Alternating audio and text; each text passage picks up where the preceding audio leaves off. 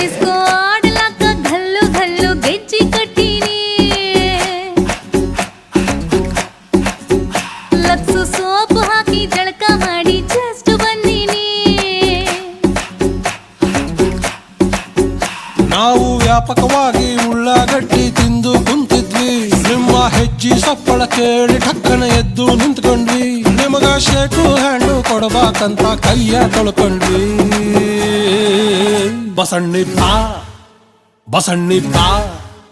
ಬಜಾರು ನಮ್ದ ಇವತ್ತು ಬಸಣ್ಣಿ ಬಾ ಬಸಣ್ಣಿ ಬಾ